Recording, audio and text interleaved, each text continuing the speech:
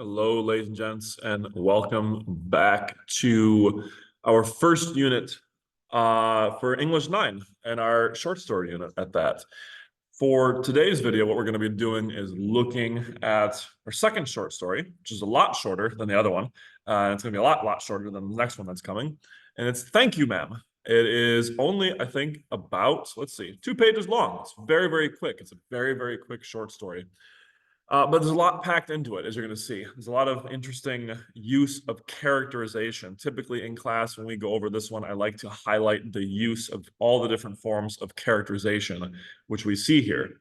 Okay, so what we're going to do is we're going to do a quick reading of it. We're going to do a little bit of an analysis of it. We're going to answer, or at least discuss, the 5 comprehension questions, and then we're going to do some brief discussion about the quick write, what we're doing with the quick writes as we're progressing through these short stories. So, Thank You, Ma'am by Langston Hughes. Remember, we're looking for the kind of early thoughts or early pieces of analysis we could do with a title. So if we look at the title, number 1, or at least the author at first, like we did with our last short story we were looking at, Langston Hughes.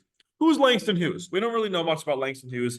We don't really need to know much about him, except that he was writing during a period of history known as the Harlem Renaissance, which is when we see a lot of, as the name implies, a lot of Renaissance, a lot of kind of rebirth of the arts, or kind of an explosion of the arts in Harlem, in a lot of inner city and New York City kind of Black communities, especially Black communities. So like jazz and the blues, come out of this period. And Langston Hughes is one such author that comes out of that tradition. So I'm only going to tell you that because you're going to see a little bit of those ideas, or some of the things you might associate with those ideas, or those periods and those locations and those cultures in his writing. So look at the title now. Thank You, Ma'am. So thank you, ma'am. It's a phrase. It's a line of dialogue. And it's one that we would usually associate with someone who is probably, a little bit more formal, a little bit more well-mannered, a little bit more well-cultured. Okay. Thanks. To give thanks to somebody usually implies that they've done something for you. Okay, so that there's some gratitude being expressed. What sort of gratitude is being expressed in this story? That's what we're going to look at. Who is the ma'am, of course? Why are we using the term ma'am? Well, it is a formal way of referring to someone. It is a polite way of referring to a woman, typically a woman of higher station in life than you, or a higher station in society. So that's basically all that we would need to begin with as we start to think about this particular story. So let's jump right in. Let's read the first paragraph because it's a doozy. She was a large woman with a large purse that had everything in it but hammer and nails. It had a strong strap, and she carried it slung across her shoulder. It was about 11 o'clock at night, and she was walking home alone when a boy ran up behind her and tried to snatch her purse. The strap broke with the single tug the boy gave it from behind. But the boy's weight and the weight of the purse combined caused him to lose his balance. So instead of taking off full blast as he had hoped, the boy fell on his back on the sidewalk, and his legs flew up. The large woman simply turned around and kicked him right square in his blue jean sitter. Then she reached down and picked the boy up from his shirt front and shook him until his teeth rattled. After the woman said, "Pick up my pocketbook, boy, and give it here," she still held him, but she bent down enough to permit him to stoop and pick up her purse. Then she said, "Now, ain't you ashamed of yourself?" Firmly gripped him by his shirt. Firmly gripped by his front shirt. The boy said, "Yes'm." The woman said, why did you want to do it for? What did you want to do it for? I always struggle with the dialogue, with the diction here. What did you want to do it for? The boy said, I didn't aim to. She said, you a lie. By that time, 2 or 3 people passed, stopped, and turned to look, and some stood watching. If I turn you loose, will you run? Asked the woman. Yes'm, said the boy.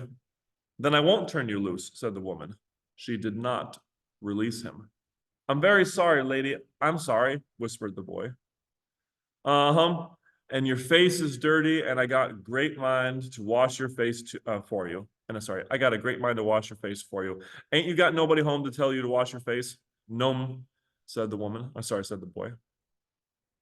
Then it will get washed this evening, said the large woman, starting up the street, dragging the frightened boy behind her. He looked as if he were 14 or 15, frail and willow-wild, in tennis shoes and blue jeans. Okay. Now the woman said, you ought to be my son. I would teach you right from wrong. Least I can do right now is wash your face. Are you hungry? No, said the being dragged boy. I just want you to turn me loose. Okay. Let's see. Was I bothering you when I turned the corner? Asked the woman. No, but you put yourself in contact with me, said the woman. If you think that contract is not going to last a while, you got another thing coming. When I get through with you, sir, you're going to remember Miss Luella Bates Washington Jones. All right, so before we get more description about her and the boy, let's talk about this real quick. So we open with the description of this woman who is the victim, the would-be victim of a mugging, of someone who tries to steal her purse from her. So this boy runs down and tries to grab the purse off of this large woman, as it says. Now, what is large woman? We don't really know. We don't know if that means fat or if that means big boned or tall. We just know that she's large. So the boy tries to grab her purse. He fails at the attempt. The purse kind of snaps. It falls. He falls with it. She kicks him in the butt, and then she grabs him by his shirt and kind of, forces him to pick up the purse for her. Now, a couple things here. The characterization of the woman with her literal description and then with her actions and the way that she behaves with her body language and all this kind of stuff, the fact that she's able to hold the boy in place and kind of lift and drag him around shows us that either he's really, really freaking small or that she is really, really strong, or at least pretty strong relatively for the situation. And her diction here and her dialogue, as you would probably just want to call it, shows us some level of calmness, some level of control, right? Her first thing she says, pick up my pocketbook, boy, and give it here. Now, there's no exclamation marks there. There's no descriptions of her being out of breath when she says that. That's kind of a simple, flat statement. So it shows that she is pretty in control of herself, pretty disciplined, pretty, keeping her cool, keeping her head here. Meanwhile, the boy is struggling to get away, and he kind of tells her, no, I want to leave. I want to leave. What'd you do that for? He said, oh, I didn't aim to, right? I didn't mean to grab your purse. You're lying. You're lying, basically. So we see that she is not afraid to call someone out immediately for their misdeeds, for their dishonesty. Now, on the flip side, ladies and gents, we could characterize the boy in even more detail, I think. He is small. He's wearing jeans. He's got kind of simple shoes on, tennis shoes, right? And he tries to mug this woman. He tries to steal her purse, right? Immediately, that shows us that there's something immoral going on with him.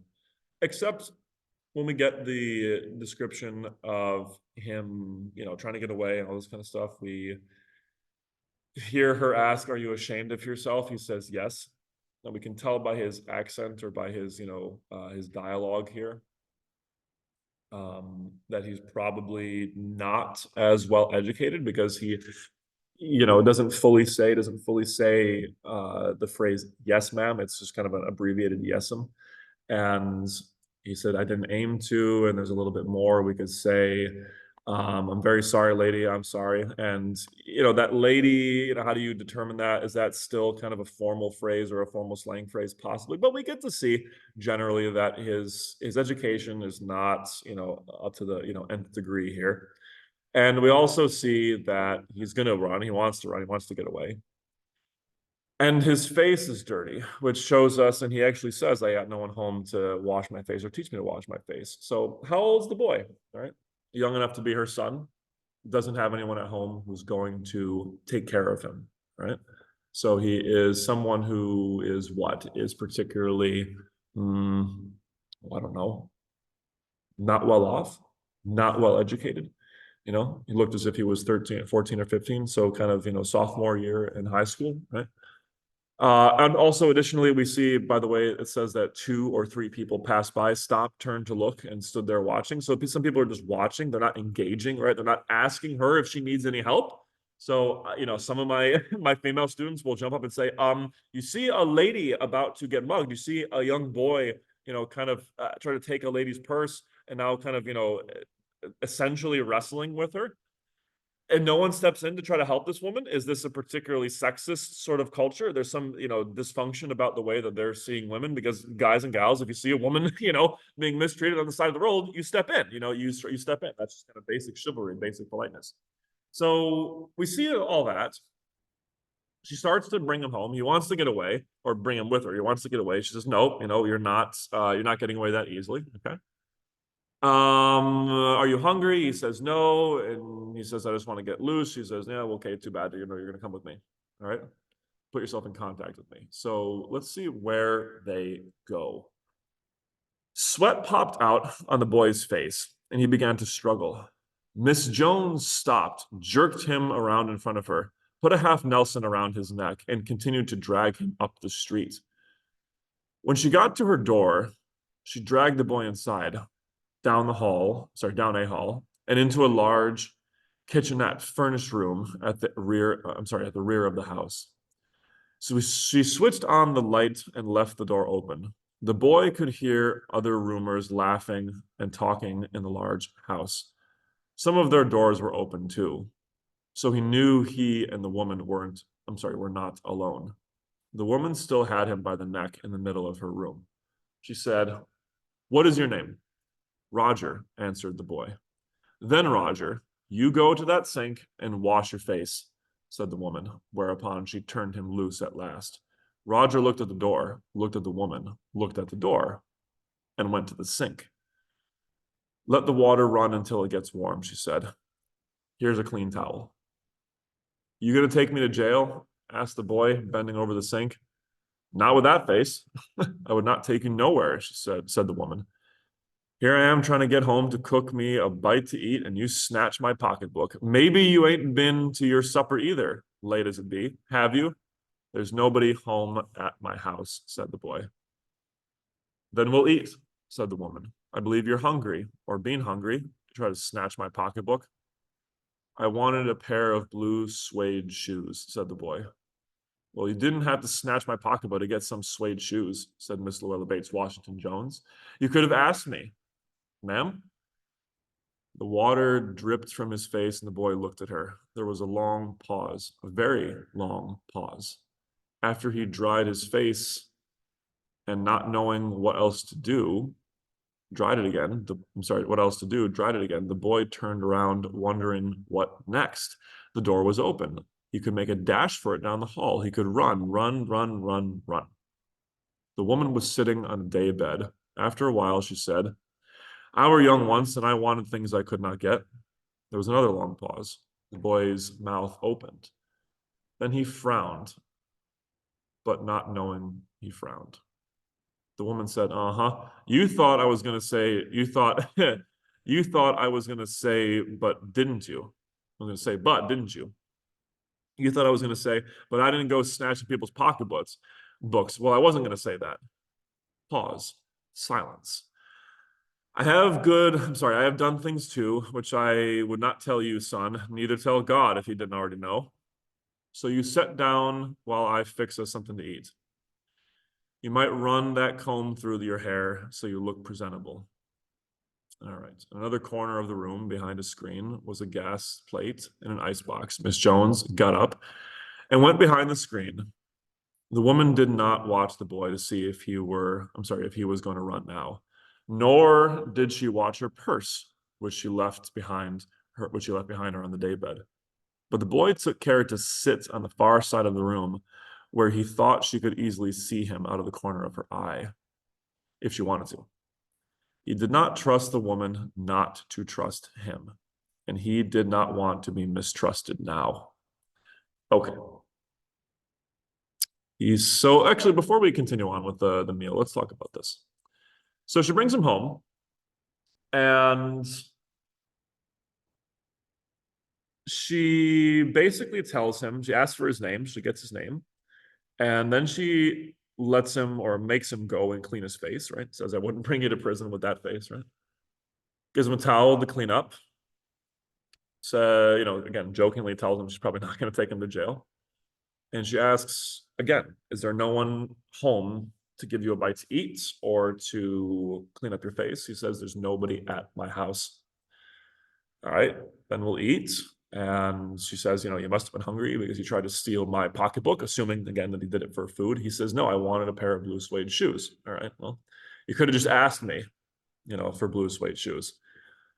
Now, there's an interesting kind of long pause there. We could read into that quite a bit. What is it that they're saying? What is it that they're thinking? Again, saying without saying any dialogue or any words. What is it that's being communicated in that long pause between the two of them? We don't know.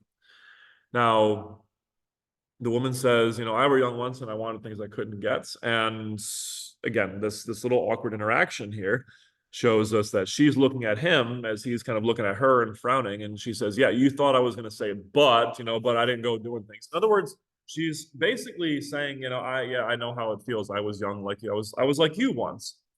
And the boy expects her to say in a very lecturing tone, oh, but I didn't do what you were doing. She doesn't say that.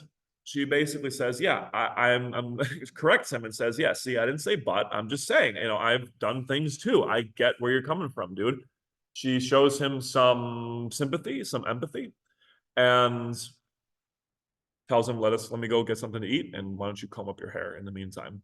And we have this kind of cool interaction where he decides to sit where she can see him out of politeness, out of kind of wanting to give her more trust, wanting to show her or make her set her mind at ease so that she didn't have to inherently trust him so much, right? So he's like, no, let me just sit here kind of out of courtesy so that you don't have to worry about me going for your pocketbook again.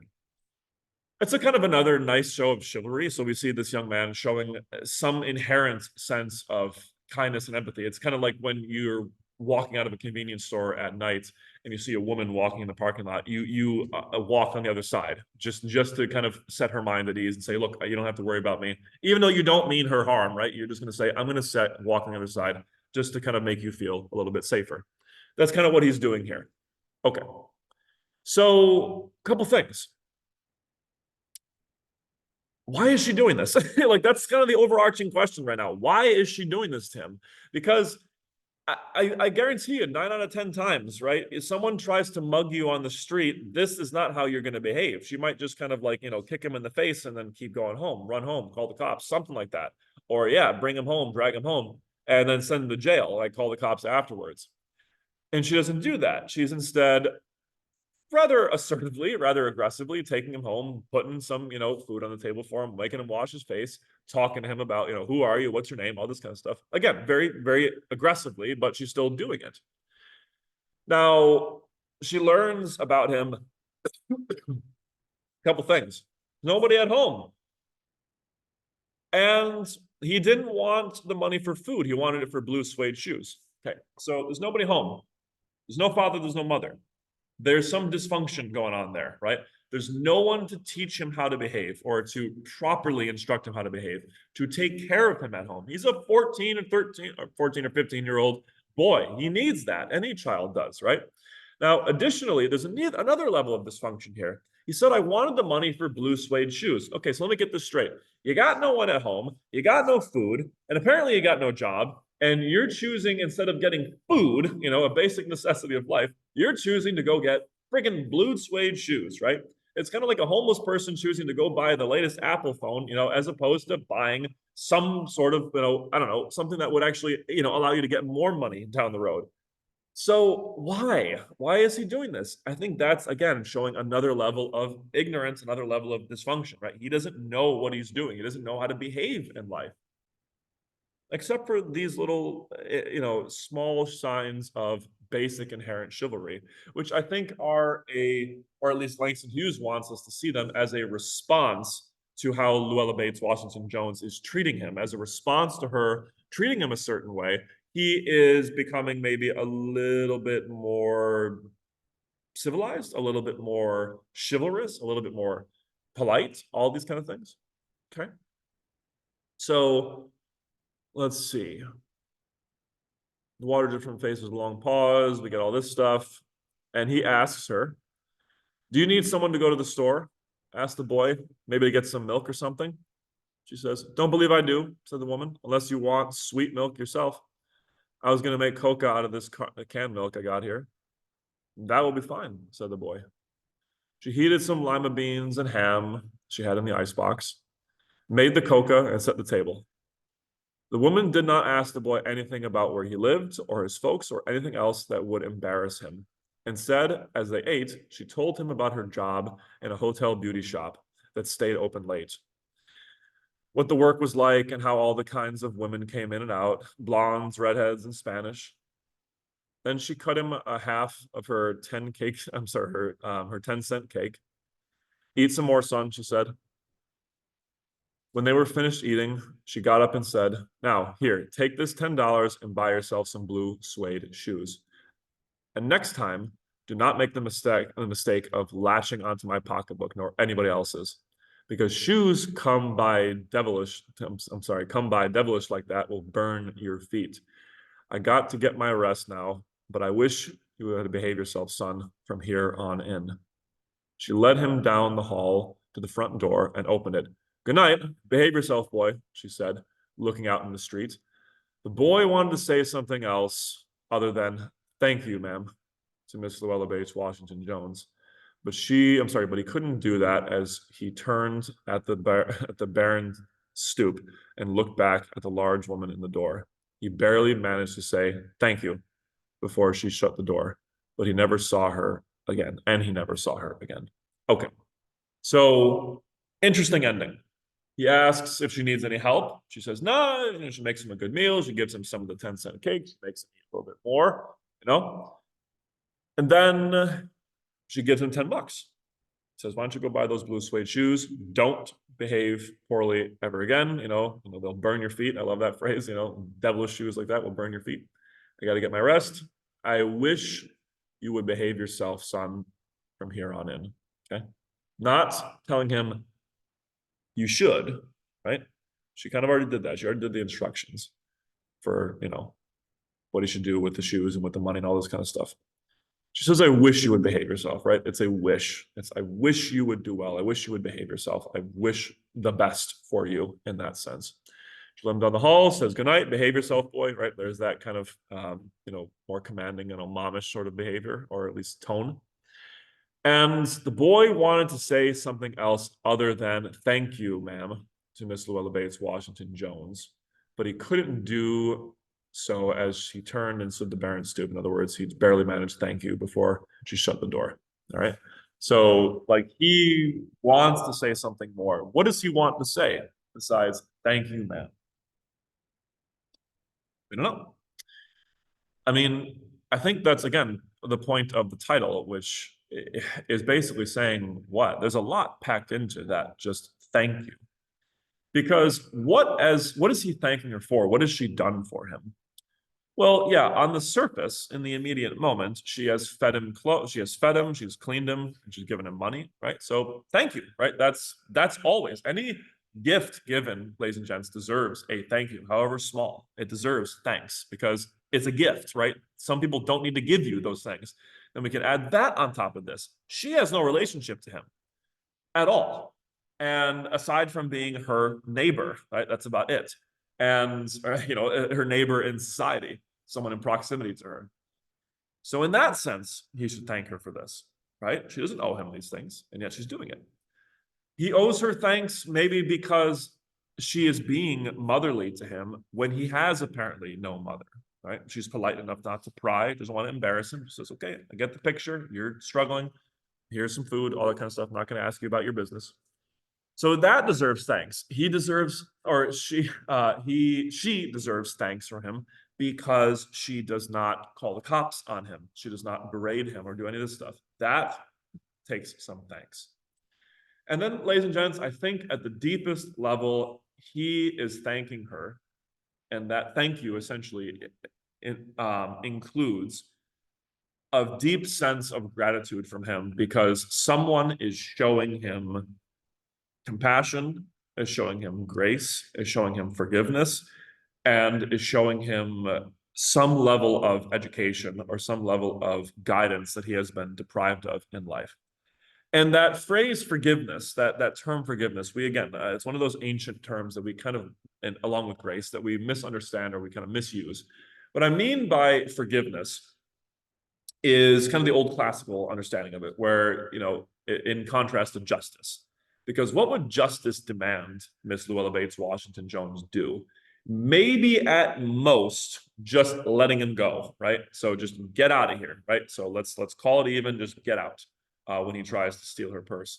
Or even more so here, let me call the cops, let me get you in trouble for this. That's justice, right?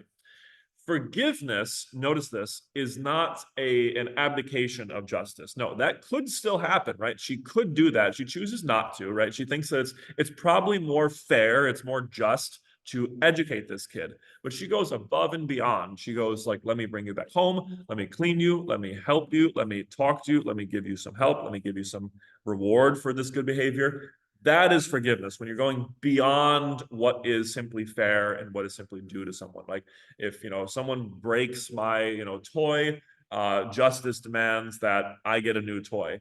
But someone who if I want to forgive that person, I could say, no, I don't want the toy, I want to help you, I want to go above and beyond and do something for you. That's true forgiveness, when you're going way beyond what simple justice would demand. That's what she's doing, and I think that's what he's thanking her for. And you notice again the shift in his civility from just the right, the yes'm, right, just that kind of stuff, instead of an abbreviated yes ma'am, this kind of abbreviated lack of articulation. He becomes more articulate, more civilized, more upright as the story goes on.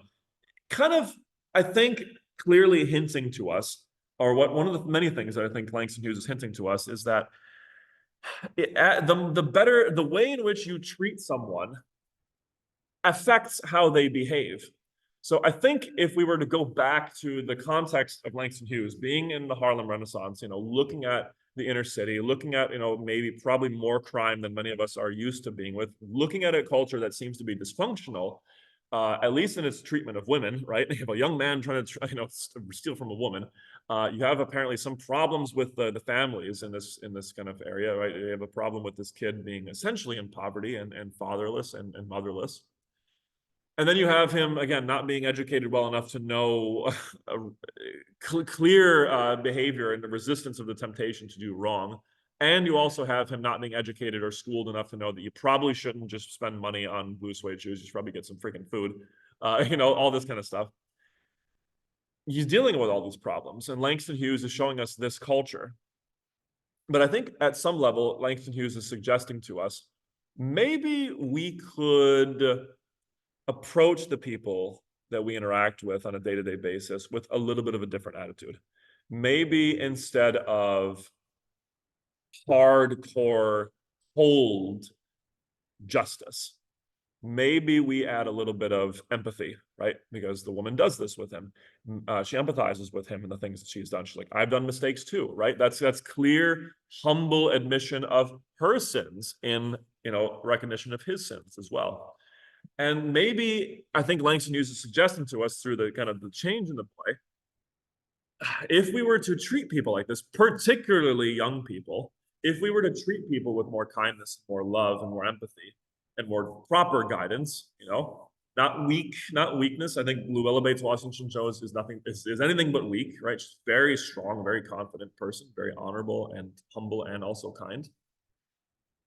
I think that would change the society around us. So I think one of the things that Langston Hughes is doing here is definitely suggesting, guys, if you want to make a situation in a society or in a culture better, you need to begin by treating other people better. You need to begin by improving the society that exists between you and every person you interact with. That's one of the major ways to change this. Okay. So if you dig a little bit deeper, you can get into like, oh, there's a lot of obvious kind of themes that you see within the Harlem Renaissance community. You see a little bit of, like you probably hinted at, a little bit of a religious undertone to some of these things. All of that's good, but I usually like to leave that stuff untouched, just to let the simple scene of this interaction between this woman and this boy speak for itself, because it really it's like begging to be made into a short animated film, right? Just as kind of a simple short film with very little dialogue and just all visual storytelling, which I think he's doing here, but with the written word. So we have a lot of imagery, we have really good characterization in just simple little lines, right? And simple little descriptions from this author. Okay, so we talked about how she's characterized. We talked about her comparison to the boy, right? What the difference between him is. How does her treatment of Roger characterize her? Like we said, she is compassionate. She is empathetic. She is noble in some sense. But I love her brutality, right? She's very blunt, right? She's very kind of aggressive, or playfully assertive, right? There's no kind of like meek and mild, very kind of namby-pamby. What we usually think of with compassion and kindness. No, she's doing a good job, but she's aggressive about it, right? She's like assertively compassionate. I love it. What further characterization do we get of Roger on page 2? Well, we see his change, right? We see that he definitely doesn't have anybody at home. We see that he seems to be changing a little bit more and more into a more noble person, kind of showing us that he probably does want to be a good kid at the end of the day. Okay. Now, her treatment of Roger, it's really only on page 2. There's no page 3. How does her characterization contrast our expectations? Well, like we said, guys, she is acting totally different than how we would expect. She is meeting a person on the road who she has no obligation necessarily to treat with any extra degree of kindness that she has, and yet she chooses to, right? So she is totally going against our general expectations of how people would treat a would-be criminal, a would-be, derelict child.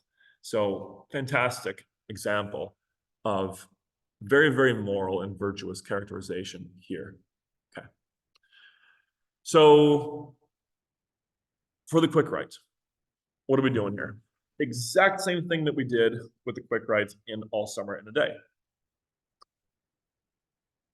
Except I'm going to ask that you include 2 different things. Number 1, I want you to include an intro paragraph. And you'll recall that the first quick write didn't include this. It was just 1 paragraph. Here, I want an intro paragraph and then the body paragraph. Well, you'll recall, because we definitely go over this in class, and we went over this in our Universal Materials essay guide. So if you want to have that reiterated, go check that out.